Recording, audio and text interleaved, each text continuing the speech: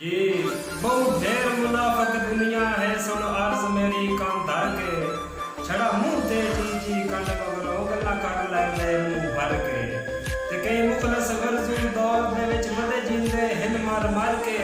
कुत्ते बात भी संभव के लड़े बंदे लड़ लड़ते चुप करके। अस्सलाम वालेकुम जी दोस्तों, ये वीडियो है मेरे भरावां दी फरमाइश ते आज मैं भाई असी को लाएंगे एक वीडियो भाई दी फरमाइश ते बनवा रहा। आज दा नाम है हरम किंग। भाई हरम असी 100 जोड़ संगत दे वेखे जेड़े निखड़े बात नहीं रले उन्हें इंज परदेस पसंद कीता नहीं वतन दे वापस वल्ले सानू खा गई पीड़ जुदाइयां दी सीने हिजर दे बांबड़ वल्ले जेड़े सांझ मुका के टोर गए उन्हें कदी नहीं खा सकदे कि पहली मंजिल प्यार दी दावे करने, दूजी मंजिल रुसल मनावन, तीजी मंजिल हिजर ते बढ़ चढ़ना, चौथी मंजिल शक्ल मुकावन, पंजवीं मंजिल है संग संगियां दे, छठी मंजिल है भूल जावन, सातवीं मंजिल शौकी रुल जावन, आठवीं मंजिल है मर जावन। क्या बात है।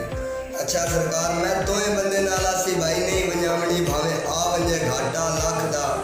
तेरे चीसा बार हयाती सारी ते इथे बार ना देसा काखदा तरक्की नाल नस्ल दे नौकर नु करी फैसला नहीं वंड वखदा तू जो दूर होवे नजर भी कुछ नहीं हुंदा तू जो नूर है धरती आखदा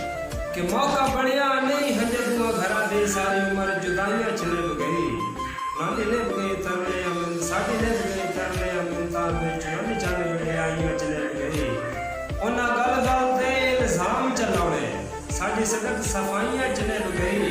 एक ठैया भी सब रोक के याद लड़ाइयां क्या बात है। सारी जिंदगी ताश दे पत्तियां वांगू मैनू सजन वडेंदे रह गए